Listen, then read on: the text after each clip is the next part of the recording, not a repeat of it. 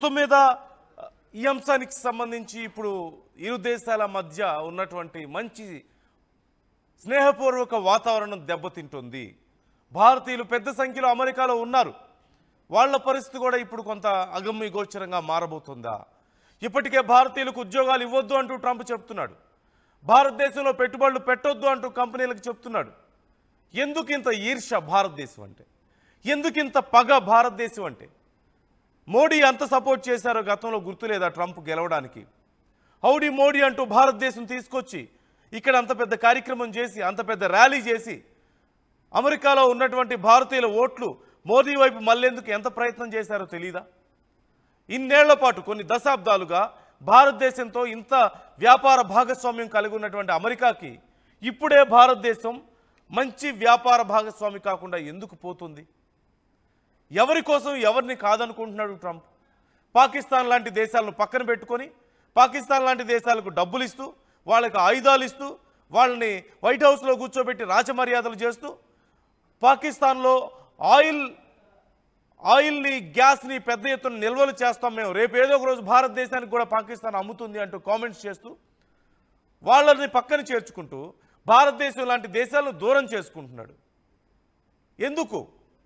కారణం ఏంటి? ఏదైనా నిజంగా వ్యూహాత్మకమైనటువంటి విధానం ఉందా ఇందులో? ఎవ్వరికీ అంతుపట్టడం లేదు. ఎవ్వరికీ ఏ కారణం, బలమైన కారణం కనిపించడం లేదు భారతదేశాన్ని ఇలా దూరం చేసుకోవడం పట్ల. పాకిస్తాన్ని అలా ఎందుకు దగ్గర చేసుకుంటున్నారో తెలీదు. భారతదేశాన్ని ఇలా ఎందుకు దూరం చేసుకుంటున్నారో తెలీదు. భారతదేశం మీద ఇంత ఈర్ష్య ఎందుకు, పగ ఎందుకు? నాకు తెలిసి రెండు కారణాలే, ఖచ్చితంగా రెండు కారణాలు ఉంటాయి. మొట్టమొదటిది, భారతదేశం ఎదుగుదలని అమెరికా భరించలేకపోతుంది. ప్రపంచవ్యాప్తంగా మోదీకి వస్తున్నటువంటి ఆ గుర్తింపుని, ప్రపంచ దేశాలకు విశ్వగురువుగా ఎదుగుతున్నటువంటి భారత్ను అమెరికా టోలరేట్ చేయలేకపోతుంది. ఈర్ష్యతో రగిలిపోతుంది. ముఖ్యంగా ట్రంప్ ప్రపంచ దేశాలకు తానే గొప్ప ప్రెసిడెంట్గా చూపించుకోవాలి అనుకొని నోబెల్ శాంతి బహుమతిని పొందాలనుకునేటువంటి ట్రంప్కు మోదీ ఎదుగుదల,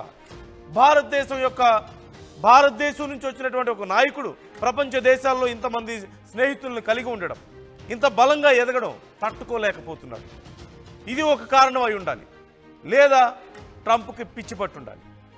ఖచ్చితంగా ఎలా వ్యవహరిస్తున్నాడో ఏం చేస్తున్నాడో తెలియకుండా, ఏది మంచో ఏది చెడో చూసుకోకుండా ఇష్టం వచ్చినట్లుగా వ్యవహరిస్తున్నాడు. ఖచ్చితంగా ఒకటి, భారతదేశం మీద ఎదుగుదలను చూసి లేదంటే మోదీ లాంటి నాయకుడిని చూసి ఈర్ష్యపడుతుండాలి అమెరికా కానీ ట్రంప్ కానీ, లేదా ట్రంప్కి పిచ్చైనా పట్టుండాలి. ఈ రెండు కారణాలు తప్ప ఇంకేముంటాయి భారతదేశం పట్ల ఇలా వ్యవహరించడానికి? పాకిస్తాన్ లాంటి దేశాలు తీసుకొని ఒళ్ళో కూర్చోబెట్టుకోవడానికి. రేపన్న రోజున పాకిస్తాన్కు నిజంగా బలం వస్తే అమెరికా మీద కూడా బాంబు వేయరా?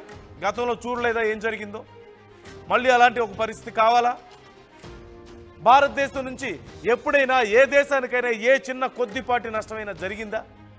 అవసరమైతే అవకాశం వస్తే మనం అపన్నహస్తాన్ని ఇస్తాము, ఫ్రెండ్షిప్ చేస్తామే తప్పితే ఏనాడు శత్రుత్వం పెంచుకోలేదే. మరోవైపు రష్యాతో మీరు డీల్ చేస్తున్నారు అంటున్నాడు ట్రంప్. ఎందుకు చేయకూడదు రష్యాతో డీల్? ఏ నాటోతో కనెక్షన్స్ లేవా రష్యాకు? సరే, అమెరికా చేయట్లేదా? అమెరికా చేస్తున్నటువంటి న్యూక్లియర్ ప్రాజెక్ట్స్ కావాల్సిన కొన్ని ప్రొడక్ట్స్ను, కొన్ని రకాల పరికరాలను చాలా వరకు రష్యా నుంచి అమెరికా తీసుకుంటోంది. అప్పుడు తెలీదా రష్యా చెడ్డదని? లేదంటే తుర్కియా ఎక్కడి నుంచి ఇంపోర్ట్ చేసుకుంటుంది ఆయిల్ని? ఎవరి భాగస్వామి? ఎందుకని మరి తుర్కియా విషయంలో అలా వ్యవహరించడం లేదు ట్రంప్? అమెరికా భారత విషయంలోనే ఎందుకు అలా వ్యవహరిస్తున్నాడు?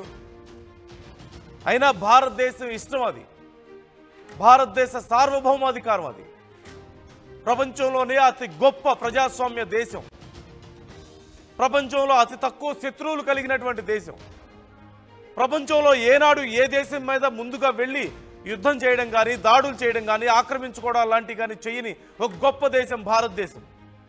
శాంతి కాముక దేశం. ఖచ్చితంగా మా నిర్ణయాలు మాకుంటాయి, మా అవసరాలు మాకుంటాయి, మా వ్యాపార భాగస్వాములు మాకుంటారు, మా ఇష్టం.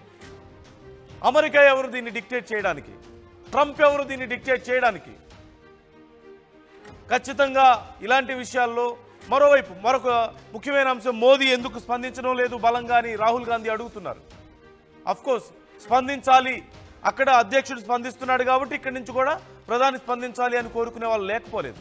ఆయన 10 సార్లు కామెంట్ చేసినప్పుడు మీరు ఒక్కసారి కూడా కామెంట్ చేయడం లేదు కాబట్టి మాకు అది నచ్చడం లేదని అడుగుతున్న వాళ్ళు లేకపోలేదు. కానీ అవతలి వాళ్ళు పిచ్చి పట్టి చేస్తున్నటువంటి చర్యలకు, అవతలి వాళ్ళు పిచ్చి పట్టి చేస్తున్నటువంటి కామెంట్స్కు మనం ఎందుకు రియాక్ట్ అవ్వాలి? పాకిస్తాన్ ఇష్టం వచ్చినట్లు కామెంట్లు చేస్తే మనం ఎందుకు రియాక్ట్ అవ్వాలి? పాకిస్తాన్ ఇష్టం వచ్చినట్లుగా ఏదేదో మాట్లాడితే మనం రియాక్ట్ అవ్వాలా? అవతలి వాళ్ళ స్థాయిని బట్టి మనం రియాక్ట్ అవ్వాలి. రియాక్ట్ అవ్వాల్సిన అవసరం ఉంటే రియాక్ట్ అవ్వాలి. అది మంచి విషయం అయితే రియాక్ట్ అవ్వాలి. పిచ్చి పట్టినట్లు ఏదేదో మాట్లాడితే మనం ఎందుకు రియాక్ట్ అవ్వాలి? రాహుల్ గాంధీ అడగడంలో తప్పు లేదు, ప్రతీకార చర్యలు కోరుకోవడంలో కూడా తప్పు లేదు. కానీ ప్రతి చిన్న విషయానికి విలువ లేని మాటలకు, ట్రంప్ మాటలకు విలువ లేదు. ప్రపంచ దేశాలు ట్రంప్కు వాల్యూ ఇవ్వడం లేదు. ట్రంప్ నాయకత్వానికి విలువ లేకుండా పోతుంది. రోజు రోజుకి ట్రంప్ నాయకత్వం పట్ల ఉన్నటువంటి నమ్మకం సన్నగిల్లుతోంది. ట్రంప్ రేటింగ్స్ పడిపోతున్నాయి. He became like A mad man. Is behaving crazy, is going crazy. అలాంటి వ్యక్తి మాటలకు మనం ఎందుకు రెస్పాండ్ అవ్వాలి? రాహుల్ గాంధీ అడగడం తప్పు కాదు, కానీ అవసరం ఎంత ఉంది? ట్రంప్ చేస్తున్నటువంటి వ్యాఖ్యలకు విలువ ఎంత ఉంది? ప్రపంచ దేశాలు, చిన్న చిన్న దేశాలు చైతం చీకొడుతున్నాయి కదా. అలాంటప్పుడు భారతదేశం లాంటి దేశం, మన ప్రధాని అలాంటి పిచ్చి కామెంట్స్కు ప్రతిదానికి రియాక్ట్ అవ్వాల్సిన అవసరం లేదు. సందర్భం వచ్చినప్పుడు రియాక్ట్ అయినా సరిపోతుంది ఖచ్చితంగా. రైట్, మీ అభిప్రాయాలు మీరు కామెంట్ చేయండి. ఆర్టీవీతో మీ అభిప్రాయాలు షేర్ చేసుకోండి.